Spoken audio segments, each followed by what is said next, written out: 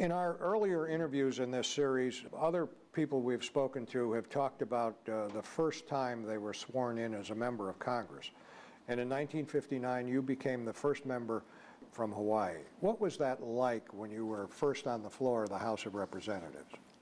Well, I've spent some time in Washington before this. As you know, I went to law school, but I had never been on the floor of the chamber. And so it was an awesome experience for me to be among a multitude of giants and to have the Speaker of the House swear me in. It was a simple ceremony, but I'll never forget it. I can imagine.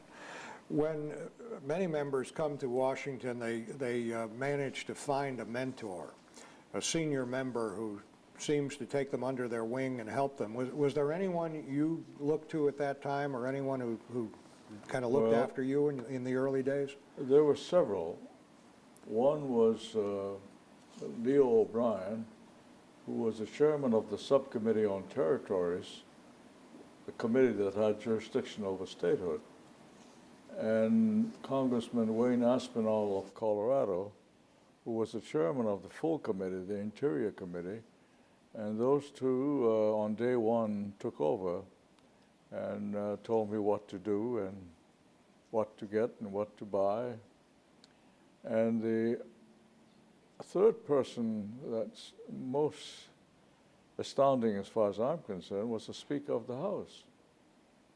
For example, on my first day, I found myself in my office all by myself with just furnishings, nothing on the wall, and the telephone rang, and it was the Speaker. And he said, "If you're free, come on over."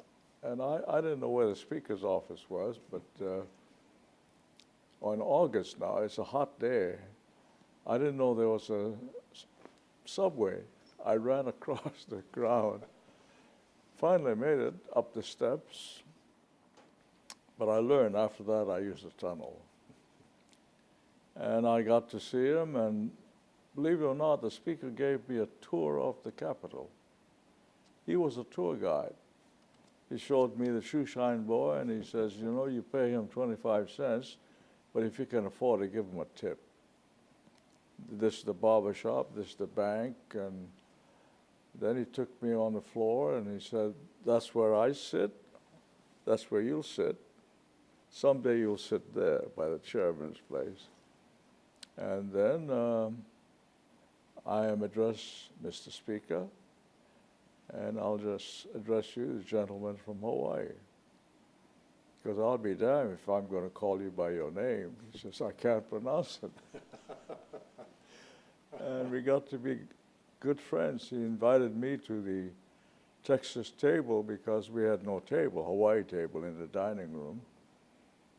And the Chicago fellas and the Pennsylvania fellas and New York fellas were all good to me.